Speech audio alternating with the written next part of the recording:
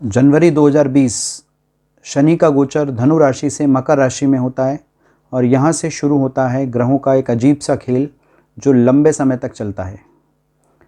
ये शनि का गोचर जो मकर राशि में मार्च 2020 में अपना रंग दिखाना शुरू करता है, एक ऐसा गोचर जहाँ पर शनि के साथ काल सर्प दोष का निर्माण भी होता है और राहु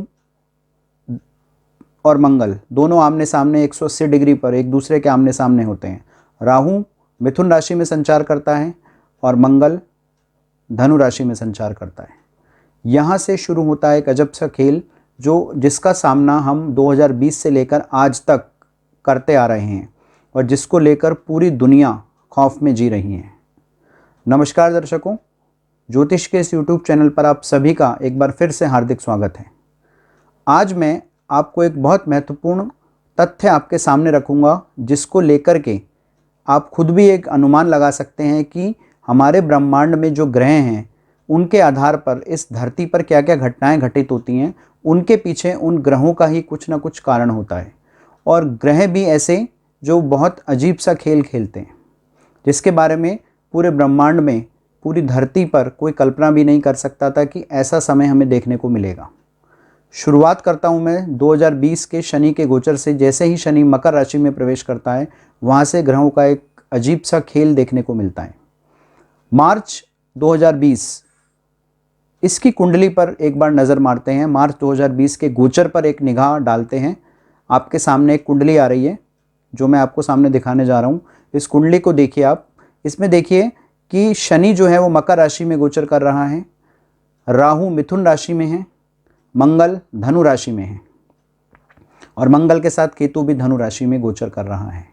यहाँ पर अगर आप ध्यान से देखें तो काल सर्प दोष का भी निर्माण हो रहा है, यानी कि दो योग एक साथ देखने को मिलते हैं मार्च 2020 में। नंबर 1 काल सर्प दोष और नंबर 2 मंगल और राहु का आमने सामने अंगारक योग का निर्माण होना। इसका प्रभाव हमारे विश्व पर क्या होता है ये आप सबको पता है। हम लॉकडाउन में चले जाते हैं, कोरोना हमारे देश में आ जाता है। हमारे देश के अलावा वर्ल्ड के लगभग सभी देशों में कोरोना फैलना शुरू होता है, लेकिन इसका मुख्य प्रभाव भारत पर बहुत ज़्यादा नहीं आता। सन 2020 के अंदर जो कोरोना भारत में आया उसने त्राही नहीं मचाई। हाँ, कोरोना की वजह से संपूर्ण लॉकडाउन हुआ, लोग काफ़ी महीनों तक घरों में बंद रहे, काफ़ी कुछ लोगों ने सहा, अर्थव्यवस्था को बहुत बड़ा नुकसान हुआ, एजुकेशन सेक्टर पूरी तरह से ख़त्म हो गया और भी बहुत सारी चीज़ें हमें देखने को मिली, लेकिन यहाँ पर मानव त्रासदी देखने को नहीं मिली। अब मैं आगे चलता हूँ 2021 के गोचर पर। यह भी मैं मार्च का गोचर लूँगा। मार्च 2021 के गोचर में आप सामने देखिए इस कुंडली को। इस कुंडली में भी यही सब कुछ देखने को मिल रहा है, पर एक चीज़ इसमें अलग है। वो क्या है?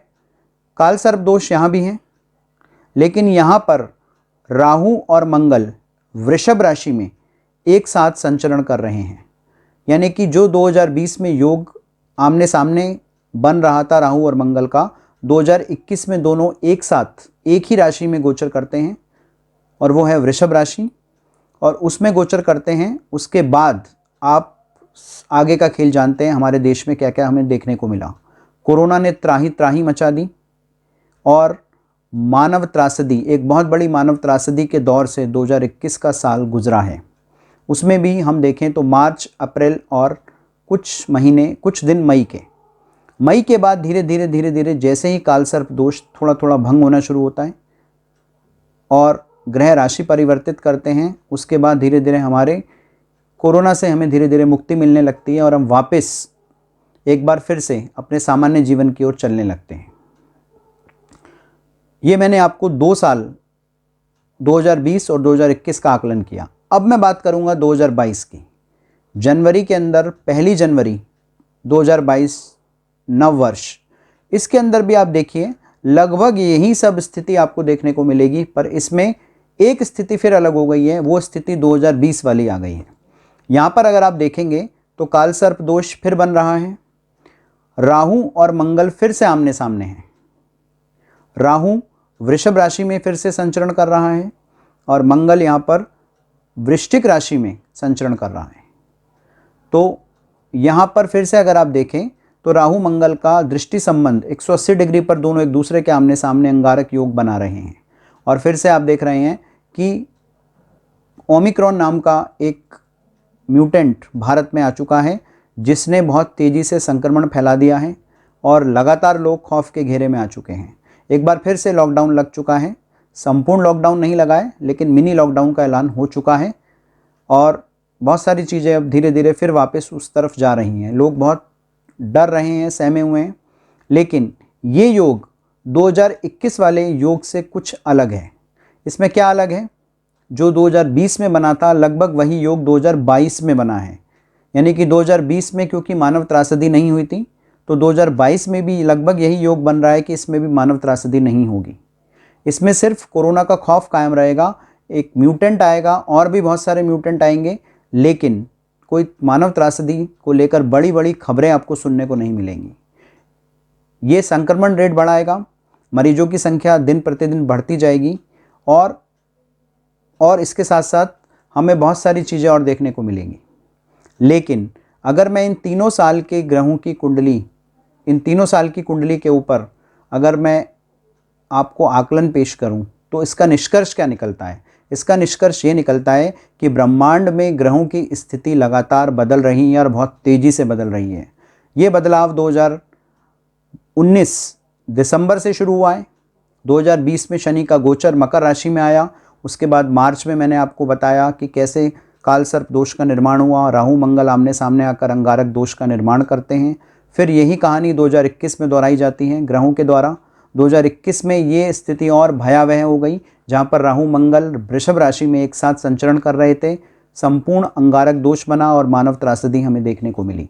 और 2022 में वही स्थिति जो 2020 में थी एक बार फिर से देखने को मिली।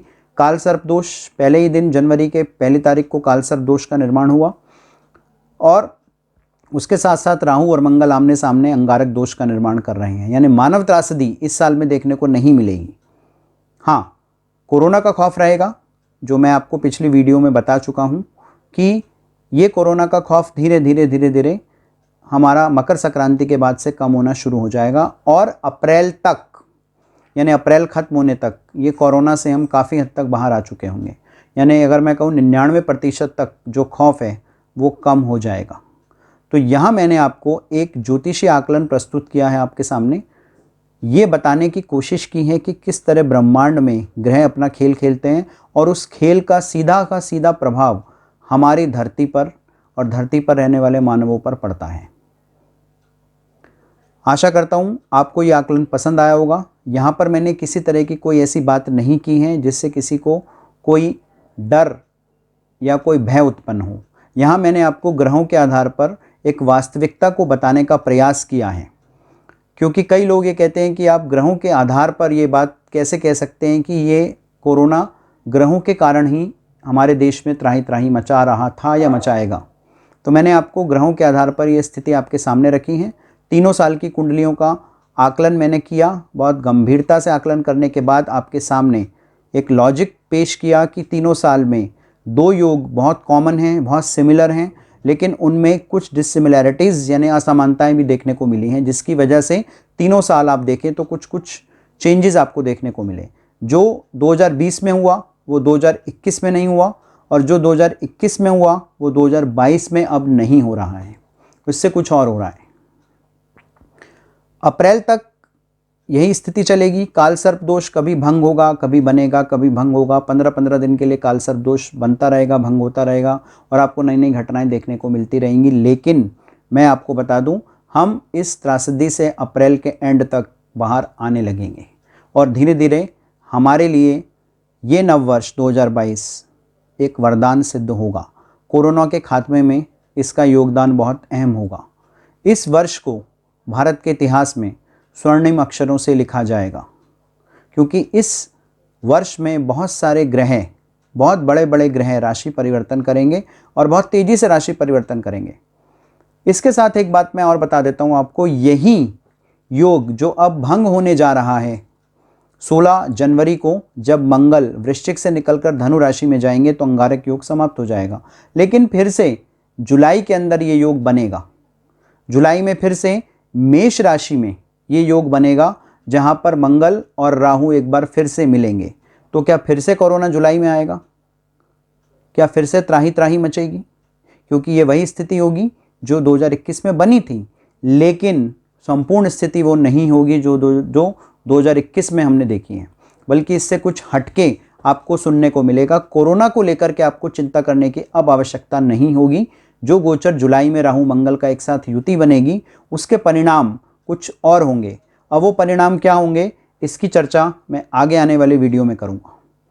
जाने से पहले एक बार फिर से आप सभी से प्रार्थना है, अपना बहुत ध्यान रखें और मेरे इस चैनल को सब्सक्राइब करें। अगर आपने अभी तक सब्सक्राइब नहीं किया है तो प्लीज़ प्लीज़ प्लीज़ आप मेरे इस चैनल को सब्सक्राइब कीजिए, मेरी वीडियो को लाइक कीजिए, मेरी वीडियो को और भी अन्य लोगों को शेयर कर दीजिए, जिससे उनको भी ये ज्योतिषीय आकलन पता चल सके। और जो लोग मेरी इस वीडियो को पसंद करते हैं, प्लीज़ इसमें बेल आइकन का एक बटन है, उसको दबा करके इसको आगे फॉरवर्ड कर दीजिए। अपना बहुत ध्यान रखें, सेफ्टी से रहें, घबराने की कोई आवश्यकता नहीं है, बस कुछ दिन की और बात है। धीरे धीरे हम इस त्रासदी से बाहर आने वाले हैं। अगली वीडियो में मैं आपको एक नया रोचक तथ्य लेकर सामने फिर से आऊँगा। तब तक के लिए दीजिए अनुमति। नमस्कार।